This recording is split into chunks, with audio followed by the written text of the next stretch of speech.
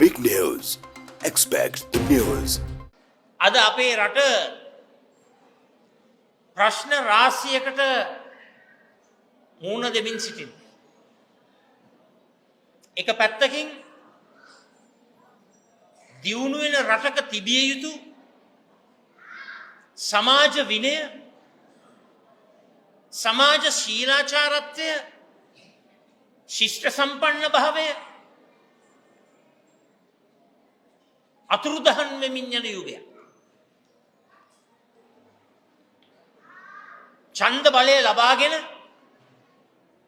වගකීම් දරන මැති ඇමතිවරුන් ආගමික නායකින්ට අපහාස කරනවා, අඩන්තේට්ටම් කරනවා, අභියෝග එල්ල කරනවා,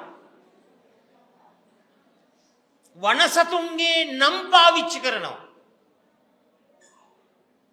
ආගමික නායකින්ට කරාටේ පාරවල් ගහනවායි කියනවා.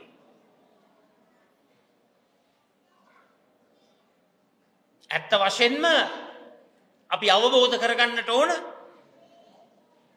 හැම ආගමකම හැම ආගමික නායකයෙකුටම නිසි ගරුත්වයක් තිබෙන්නට ඕන සමාජයේ. හැම ආගමකම හැම ආගමික නායකයෙකුටම අපි හැමෝම සිවිල් පුරවැසියන් හැටියට ගරු කරන්න ඉගෙන ගන්නට ඕන. විශේෂයෙන්ම සම්බුද්ධ ශාසනය සුරක්ෂා කරන්නට, එය පෝෂණය කරන්නට ඒක අපේ වගකීමක්. ඒක අපේ ආණ්ඩු ක්‍රම ව්‍යවස්ථාවේ තිබෙන උත්තරීතර නීතියේ තිබෙන දෙයක්. ඒ අපි ඉටු කරන්නට ඕන පුරවැසියන් හැටියට, රජයක් හැටියට.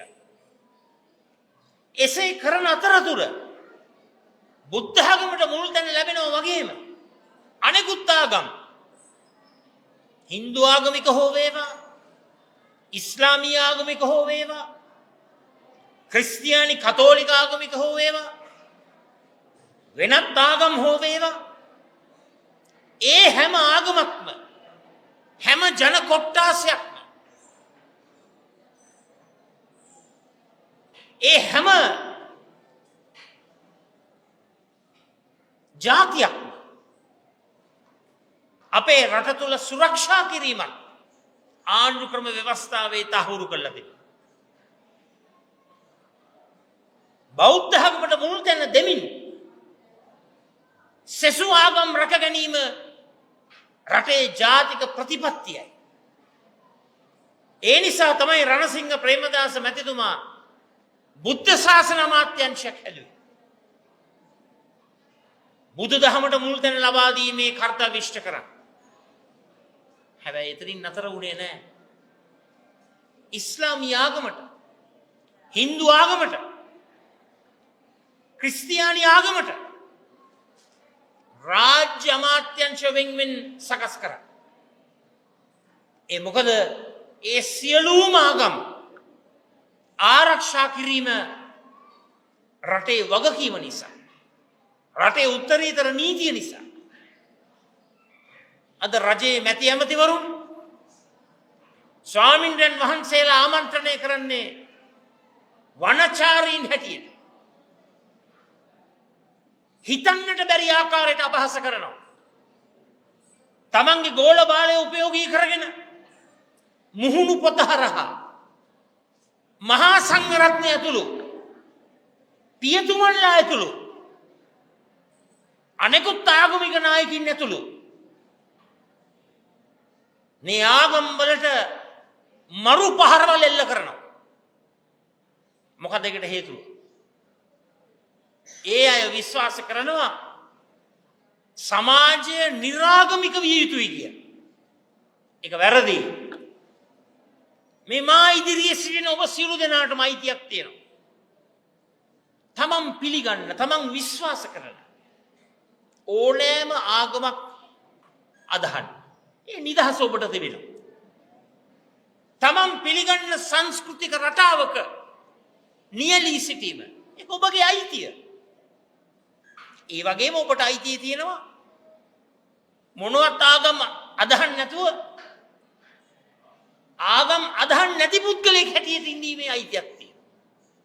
මේ හැම අයිතියක්ම තියෙනවා. ඒ හැම අයිතියකටම නිදහස ලබා දීම අපේ වගකීම අපේ යුතුයකම. ඒ නිසා මතක තබා ගන්නට ඕන හැමෝම ආගමික නායකින්ට ගරහන්නට බෑ. ආගමික නායකින්ට අපහාස කරන්නට බෑ.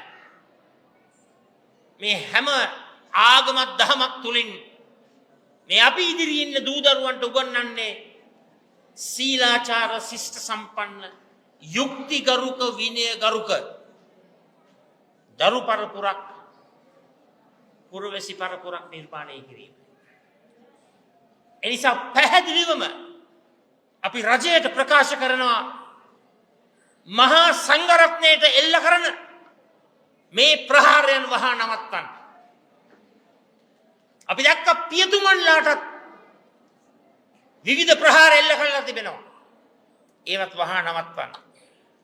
සියලුම ආගමික නායකින් ඉලක්ක කරගෙන මේ කරගෙන යන මහා දැවැන්ත නින්දිත ව්‍යාපාරය වහා නතර කරන්නයි කියලා අපි රජයට කියන්න කැමතියි. ඒ වෙනුවට රජයෙන් අපි ඉල්ලීමක් කරනවා කරුණා කරලා රටේ ප්‍රශ්න ටික විසඳන්න. අද හැම තැනම ගෑස් පෝලිං රටේම ගෑස් හිඟයක්. ගෑස් හිඟේ පිළිබඳව මමයි ඉස්සෙල්ලම පාර්ලිමේන්තුවේ කතා කරේ. මේ හිඟේ ගැන කතා කරනකොට රජයේ වගකිව යුත්තන් කියනවා නෑ කිසි ප්‍රශ්නයක් නැහැ. කිසිම ගැටලුවක් නැහැ. මම නිකමට ඇහුවා කීප දෙනෙක්ගෙන් මේ ප්‍රදේශයේ මොකක්ද අද තත්ත්වය කියලා. අදටත් ගෑස් හිඟයක් තියෙනවා.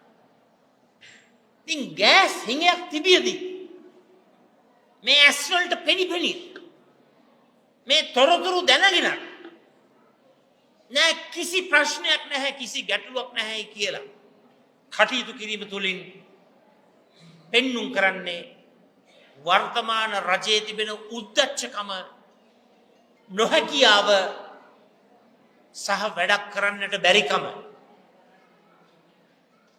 ඔබ සියලු දෙනාම අහලා ඇති රණසිංහ ප්‍රේමදාස මැතිතුමාගේ ඇඟලුම් කම්හල් 200 වැඩසටහන.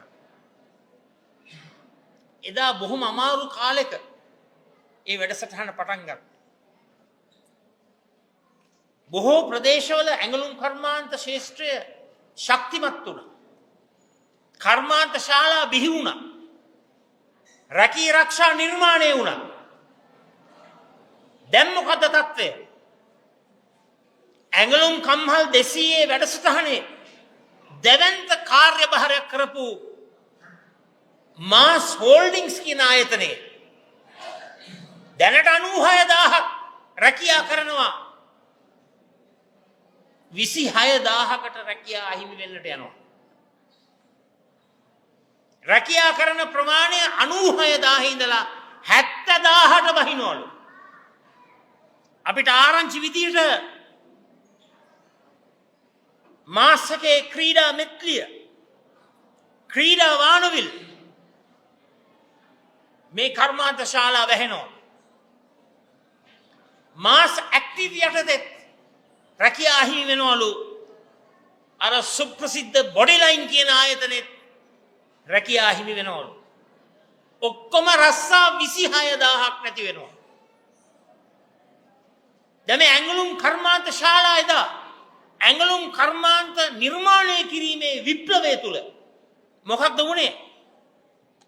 ලෝක ප්‍රකට ඇඟලුම් සන්නාම ඒ මැසීමේ කටයුතු අපේ රටේ සිද්ධ වුණේ. වික්ටෝරියා සීක්‍රට්, නයිකි, අඩිඩාස්, ලූලුලෙමන්, කැල්වින් ක්ලයින්, ටොමි හිල්ෆිගර් මේ බ්‍රෑන්ඩ්ස් මහන ක්‍රියාවලිය අර නිර්මාණය වුණු ඇඟලුම් කම්හල් 200 විප්ලවය තුල අපේ රටේ තමයි ඒ ඇඟලුම් ඔක්කොම මැසීමේ වැඩ කටයුතු ඇඳුම් නිර්මාණය කිරීමේ ක්‍රියාවලිය නිෂ්පාදනය කිරීමේ ක්‍රියාවලිය සිද්ධ වුණේ. අද මොකද්ද වෙලා තියෙන්නේ? රස්සා 96000 ඉඳලා 70000ට වස්සන්න යනවලු 26000ක් මහා පාරට වැටෙනවා. විසඳුමක් නැහැ. උත්තර නැහැ. මොකද ප්‍රධානතම හේතුව? වර්තමාන රජයට බැරි වුණා ඩොනල්ඩ් ට්‍රම්ප් ජනාධිපතිවරයාත් සමග සාකච්ඡා කරලා අපේ රටට වාසිදායක ප්‍රතිචාරක බදු ගිවිසුමකට ඇතුල් වෙන්න. ඒ දේ කරගන්නට බැරි වුණා මේ රජයට. ඒ සාකච්ඡා ක්‍රියාත්මක කරන්න බැරි වුණා. ඒ මොකද මතක තියාගන්න අද බලයේ ඉන්නේ කර්මාන්ත ශාලා විවෘත කරපු අය නෙවෙයි. කර්මාන්ත ශාලා වහපු අය. කර්මාන්ත ශාලා ගිනිබත් කරපු අය. සේවකින් මහපාරට බස්සලා කර්මාන්ත පද්ධතිය අකර්මණ්‍ය කරපු අය තමයි අද බලයේ ඉන්නේ. ඉතින් ඒ අයට තේරෙන්නේ අපි බහුපාර්ශවීය වෙළඳ කිවිසුම් අත්සන් කරන්නට ඕන. ද්විපාර්ශවීය වෙළඳ කිවිසුම් අත්සන් කරන්නට ඕන. multilateral trade agreements, bilateral trade agreements. ඒකක්වත් ක්‍රියාත්මක වෙන්නේ නැහැ. ඒ වෙළඳ කිවිසුම් හරහා තමයි අපේ නිෂ්පාදන වලට හොඳ වෙළඳ පොලක් ලැබෙන්නේ. හොඳ වෙළඳ පොලක් නොලැබෙන නිසා තමයි මාස් හෝල්ඩින්ග්ස් කියන ආයතනයේ රැකියා කරන ප්‍රමාණය 96000 ඉඳලා 70000ට බස්සන්නට ඒ ආයතනයේ අයිතිකරුවන් තීන්දුව කරලා තියෙන්නේ රස්සා 26000ක් ඉවරයි. 26000ක් මහපාරේ. අපිට ලැබෙන්න තිබෙන ආරංචිය තමයි බොහෝ දුරට ඒ නව ආයෝජන ක්‍රියාත්මක කරන්නට යනවලු අපේ රටේ නෙවෙයි ඉන්දියාවේ.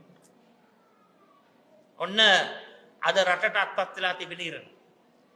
ගෑස් පෝලිං වලට ගෑස් හිමියට විසඳුමක් නැහැ. කර්මාන්ත ශාලා වැහෙන ප්‍රශ්නෙට විසඳුමක් නැහැ. හොඳම දේ තමයි මොකක් හරි රට තුල අසමගියක් නිර්මාණය කරලා ජාතීන් අතර ගස්ඨන, ජාතීන් අතර කුලල් කා ගැනීම, ආගම් අතර බෙදීම් ඇති කරලා බෙදීමෙන් රජවීමේ න්‍යාය තමයි වර්තමාන රජයට තිබෙන්නේ. ඒ නිසා රජයට මම කියන්න කැමතියි ඔය ආගමික නායකින්ට අපහාස කිරීමේ ක්‍රියාවලිය නතර කරලා කරුණා කරලා මේ රටේ ජනතාවගේ අවශ්‍යතාවයන් වලට උත්තර සපයන්න කටයුතු කරන්නයි කියලා අපි ඉල්ලීමක් කරනවා.